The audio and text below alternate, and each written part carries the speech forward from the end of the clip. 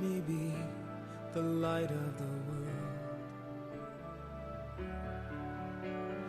Lord, you call me the light of.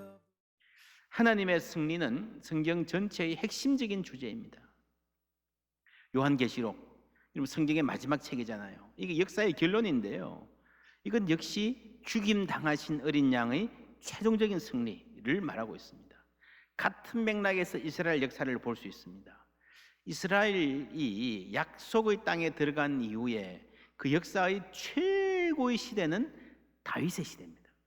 그런데 그 다윗의 삶에서 최고의 순간은 언제였을까요? 다윗은 고생을 많이 했습니다. 혹독한 광야 생활을 했습니다. 정권에 찍혀서요, 도망자, 적국에까지 가서 빌부터 살아야 했습니다. 그렇게 괴롭히던 왕 사울이 사무엘상 마지막에 가면 죽습니다. 다윗의 오랜 고생이 끝나고 앞길이 환히 열립니다. 그 다음 성경 사무엘하는요, 이 소식이 다윗에게 전해지는 것으로 시작합니다.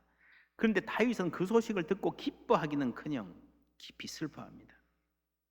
후에 다윗은 왕으로 옹립되고 예루살렘 성을 되찾습니다. 만군의 하나님 여호와께서 함께 하시니 다윗이 점점 강성하여 가니라. 연전연성, 하는 일마다 잘 되는 거예요. 심지어 이웃나라 왕이요, 자재와 인력을 보내가지고 다윗을 위한 궁전을 지어줍니다. 이 왕의 힘과 권위에 대한 인정이지요. 여러분, 요즘에 뭐 우리나라 청와대에 외국에서 전화만 한 통화도 막 신문에 난린대요. 어느 외국이 우리나라 대통령을 존경한다 그래가지고 자재와 인부, 국가 예산을 들여가지고 전부 다 청와대를 지어준다면 여러분, 얼마나 놀라운 일일까요? 그런 일이 만약에 있다면 그 국민들의 자부심과 왕에 대한 존경심이 얼마나 하늘을 찌르겠습니까? 그게 다윗 시대 때 일어난 일입니다. 그러나 이 장면에서 다윗이 기뻐하는 모습은 보이지 않습니다. 개인적으로 감당하기 힘든 성공인데도요, 다윗은 별 감정을 표현하지 않습니다. 성경의 기술도 왕이 되었다, 궁전을 지어줬다는 사실만 건조하게 보도합니다. 전쟁을 해도 연전연성. 그러나 다윗의 웃는 얼굴을 성경은 클로즈업해서 보여주지 않습니다. 그러던 다윗이 마침내 사무엘하 6장에 가서 크게 기뻐합니다. 주체할 수 없는 기쁨으로 춤추는 다윗을 보고 아내 미갈이 왕이 저렇게 채신머리 없어서 쓰겠냐 하고 비웃을 정도였어요. 왜 그렇게 기뻐했을까?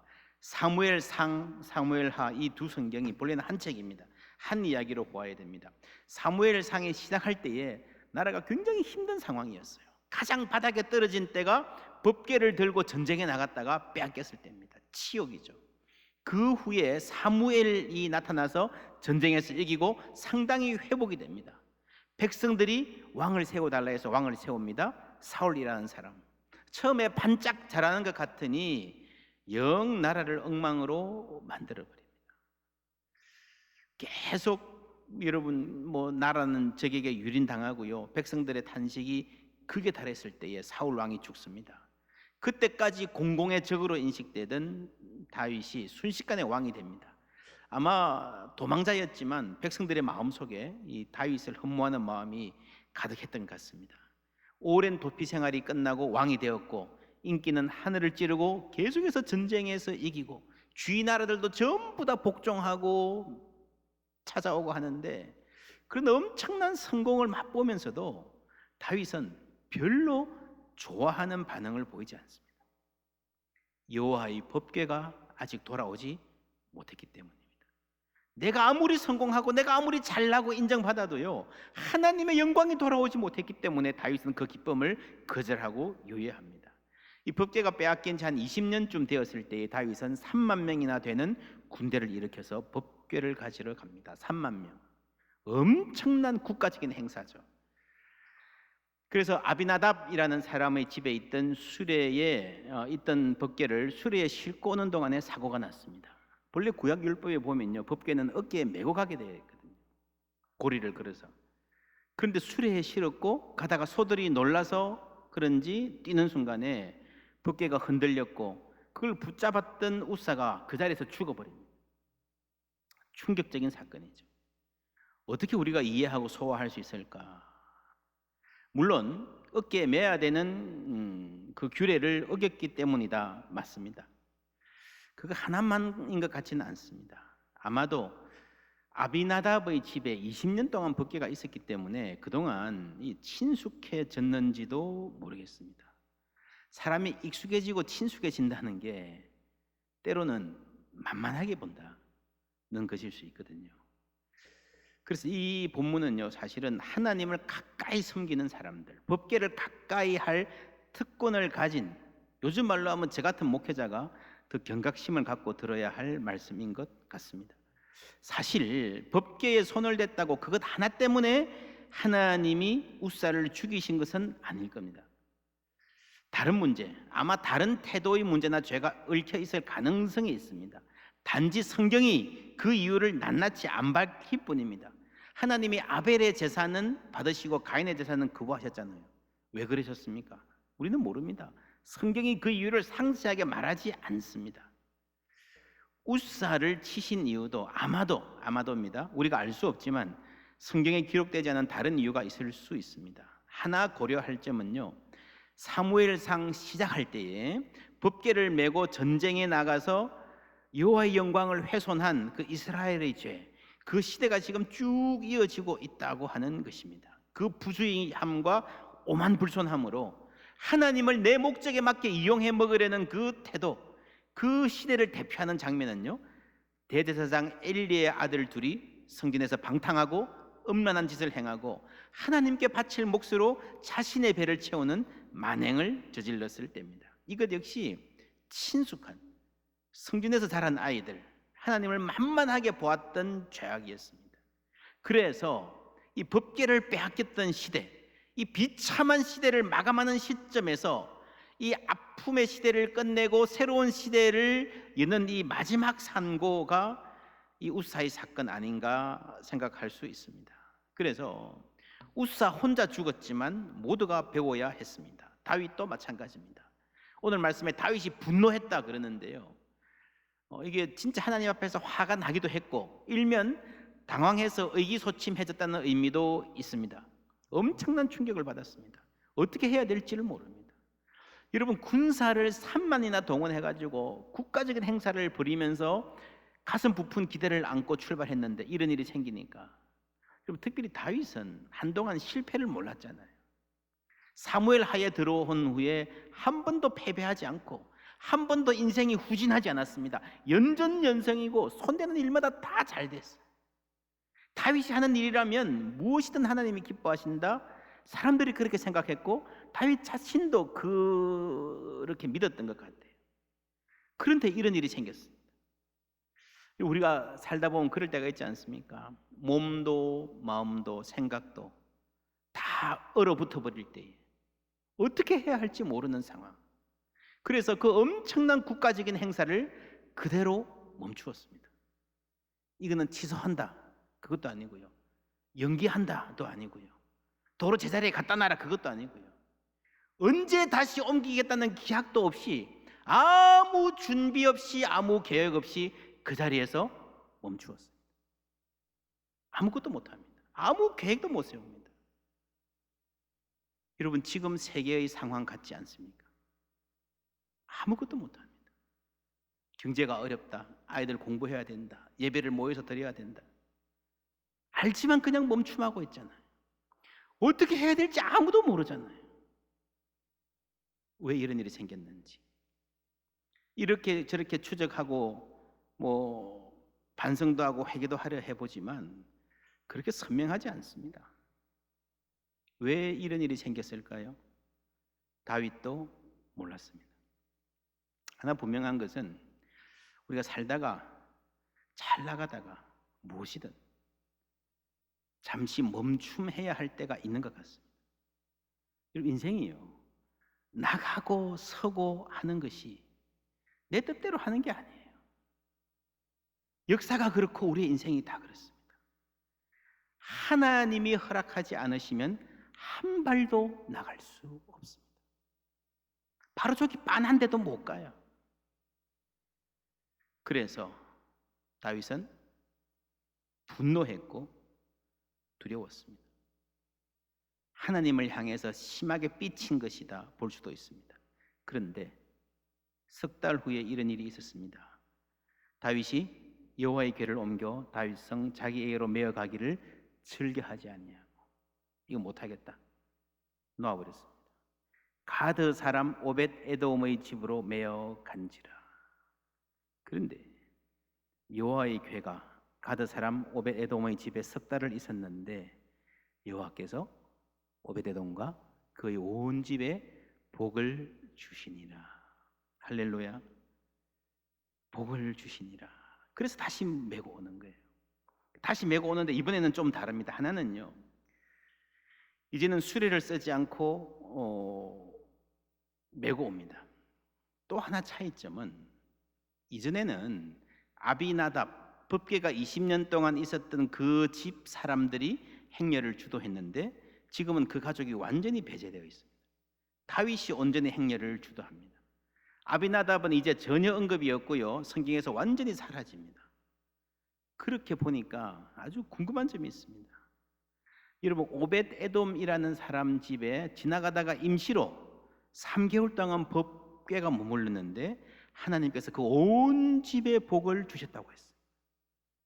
무슨 복을 주셨는지 저도 굉장히 궁금한데 모릅니다. 어쨌거나 전국에 소문이 날 정도로 온 집에 아마 일가 친척까지 다 복을 받았던 것 같아요. 그렇게 복을 받았습니다. 그렇게 보면요, 아비나답이라는 사람의 집에는 20년을 있었잖아요. 복 받았다는 말이 없습니다. 그냥 있은 거예요. 그냥 거기 있은 거예요. 좀 신기하죠. 뭐 그들의 신앙의 태도에 어떤 문제가 있을 수도 있었겠다 조심스레 추정해 봅니다. 확실한 것은 모릅니다. 여러분, 우리 인생 살다 보면요, 모르는 게 참 많습니다. 지금 왜 하필 이때에 세계에 이런 바이러스가 퍼져서 고통을 당하지? 우리가 잘 모릅니다. 설명할 수 있다고 하는 것이 교만일 수 있습니다. 근데 하나님이 다윗의 삶을, 다윗과의 관계를, 다윗의 기쁨을 회복시키잖아요. 다윗이 그래서 그랬구나, 이게 납득이 되고 이해가 가서 회복이 되는 것이 아닙니다. 하나님이 하나님과 우리와의 관계를 회복시킬 때는요, 모든 것을 다 설명해 줘서 납득하는 게 아니라 하나님의 성품을 알게 함으로 우리를 회복시켜 주십니다. 예레미야 29장 11절 여호와의 말씀이니라. 너희를 향한 나의 생각을 내가 아나니 평안이요 재앙이 아니니라. 무슨 말이겠습니까? 하나님 우리에게 재앙을 주시는 분이구나 생각이 꽉 찼던 사람에게 하는 말이에요. 지금 그렇게 보이지만 하나님의 생각은 뭐라고요? 재앙이 아니고 평안입니다. 믿습니까? 예. 너희에게 미래와 희망을 주는 것이다. 우리와 우리 자손들에게 미래를 주시고 희망을 주고 싶어 하시는 하나님의 성품을 우리가 알기를 바랍니다. 여러분, 우리가 우리 인생에, 우리 가정에, 이 역사에, 이 나라에 일어나는 모든 일들을 우리가 다 알 수 없어요. 어떤 일은 시간이 지나가면 그때 가서 그래서 그랬구나 조금 납득이 될지는 모르겠지만, 여러분, 어떤 거는 영원히 몰라요. 그거 다 알아야, 다 이해하고 다 납득해야, 그래야 회복되는 게 아니고요. 하나님을 알게 되면 하나님이 그러신 분이 아니시지, 우리 인생에 향한 하나님의 선하심과 인자하심을 다시 기억하게 될 때에 회복되는 줄 믿습니다. 다윗도 많은 은혜를 받았던 사람이에요. 그 광야의 어려운 생활에서 하나님이 순간순간 도와주지 않았으면 살 수 없었어요. 그러나 우사가 죽는 일이 생기고 보니까요, 하나님과의 관계가 끊어져 버렸어요. 그런데 다시 하나님이 조용한 가운데에 그 사랑을, 하나님의 성품에 대한 확신을 회복시켜 주셨고, 그래서 다윗의 삶에 기쁨이 회복되는 거예요. 할렐루야. 사무엘사 6장 12절 어떤 사람이 다윗 왕에게 이르되 여호와께서 하나님의 궤로 말미암아 오벳에돔의 집과 그의 모든 소유에 복을 주셨다 한지라 다윗이 가서 하나님의 궤를 뭐라고요? 기쁨으로 메고 오벳에돔의 집에서 다윗 성으로 올라갈세. 오벳에돔에게도 복을 주고 싶으셨지만 오벳에돔에게 복을 주심으로 다윗의 마음을 하나님이 돌리시는 거예요. 그것을 보고 다윗이 그런 영적인 감각이 있었기 때문에 이제 감히 다시 메고 기쁨으로, 두려움이 아니라 기쁨으로 메고 돌아옵니다. 그러니까 그 순간에 다윗이 어찌 기쁘지 않을 수 있겠습니까? 춤을 춥니다. 옷이 벗어지는 것도 모르고 춤을 춥니다. 최고의 기쁨을 누립니다. 하나님의 승리에서 오는 기쁨인 줄 믿습니다. 출애굽기에서 홍해를 가르고 구원하신 하나님의 승리, 요한계시록에서 마침내 완성될 하나님의 승리, 여러분 이 전체가 하나님의 승리를 말하는데 그 하나님의 승리가 가장 분명하고 선명하게 드러난 것이 그리스도의 부활입니다. 그리스도의 부활은 하나님의 승리입니다. 이 썩을 것이 썩지 아니함을 입고 이 죽을 것이 죽지 아니함을 입을 때에 사망을 삼키고 뭐라고요? 이기리라. 그 기록된 말씀이 이루어지리라. 사망아 너의 승리가 어디 있느냐? 사망아 내가 쏘는 것이 어디 있느냐? 57절 함께 읽습니다. 우리 주 예수 그리스도로 말미암아 우리에게 승리를 주시는 하나님께 감사하노니. 승리를 주시는 하나님, 여러분 이 말뜻을 생각해 보세요. 너 싸워, 열심히 싸워봐, 내가 뒤에서 도와줄게. 그게 아니고요. 하나님이 싸우시는 거예요. 하나님이 싸워서 우리에게 그 승리의 영광을 나누어 주시는 줄 믿습니다. 부활은 승리입니다. 죄와 사망으로부터의 궁극적인 승리입니다. 여러분 우리는 연약해요. 감히 죽음 앞에서 너 뭐냐 할 수 없는 연약한 존재들이지만 그리스도 안에 있으면 죽음을 향해서도 큰 소리 칠 수 있습니다. 그것이 부활을 믿는 믿음입니다. 여러분 사람이 죽음이 두렵지 않으면 그 무엇이 두렵겠습니까? 모든 것은 결국은 죽음에 대한 두려움입니다. 그래서 요한복음에서 예수님이 이렇게 말씀하셨습니다. 세상에서는 너희가 환난을 당하나 담대하라. 내가 세상을 이겼노라. 할렐루야. 여러분 이 그리스도의 승리, 부활의 승리와 기쁨, 그 능력이 교회를 탄생하게 했습니다. 모진 핍박 가운데도, 극심한 혼란 가운데도 그들은 담대했습니다. 그 담대함 이전에는요 억지로 버티는 게 아니라 모일 때마다 부활의 기쁨을 경축하고 즐거워하고 예배하는 기쁨이 있었던 것입니다. 우리의 예배 가운데에 이런 기쁨이 있기를 원합니다. 다윗은 자신의 대관식은요 그냥 대충 하고 지나갔어요.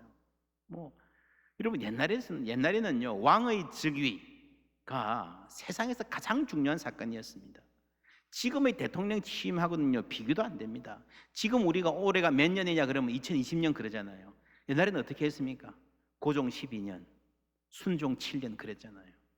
그러니까 여러분 왕이 바뀌면 세상이 다 바뀌는 거예요. 악한 왕이 되면 모두가 고통을 당하고요, 왕다운 왕이 되는 것이 모든 백성의 소망인 거예요. 세계 영화사에서 가장 위대한 영화라고 손꼽히던 반지의 제왕, 여러분 아십니까? 3부작. 그 결론이 뭔지 아십니까 여러분? 3부작의 제목이 세 번째가 뭡니까? The Return of the King, 왕의 귀환입니다. 이 왕이 얼마나 중요한지 아주 아름답게 표현했습니다. 그렇게 오랜 세월 동안 고통하고 전쟁하고 불안하고 하던 모든 사람들이 왕다운 왕이 중간에 설 때에, 보좌에 앉을 때요, 모두가 평화를 누리는 거예요. 모든 것이 다 제자리로 돌아가는 거예요. 그게 왕의 귀환, The Return of the King입니다. 왕이 전쟁에서 돌아와서 승리하고 그리고 그 백성이 다 순복할 때에 그게 최고의 기쁨, 평화인 것입니다. 왕의 대관식, 왕이 되는 것, 그만큼 중요한 사건입니다. 그런데 다윗은요 왕이 되고도 자신의 취임식을 그냥 살짝 넘어갔어요. 그리고 여호와의 법궤가 예루살렘에 돌아올 때에 대대적인 축제를 벌였습니다. 무슨 말이겠습니까? 이스라엘의 왕은 내가 아니라 하나님이십니다. 할렐루야. 법궤가 돌아오는 것은요, 이 시온의 여호와의 영광이 돌아오는 것을 상징적으로 보여줍니다. 그래서 이 사건은 여호와 하나님의 왕으로서의 취임, 즉위, 대관식, 진정한 왕이 돌아오셔서 예루살렘에 평화가 임했다는 하나님의 선언이십니다. 다윗은 왕이라는 타이틀은 있지만 왕이 아닙니다. 여러분, 하나님의 통치를 대리할 뿐이에요.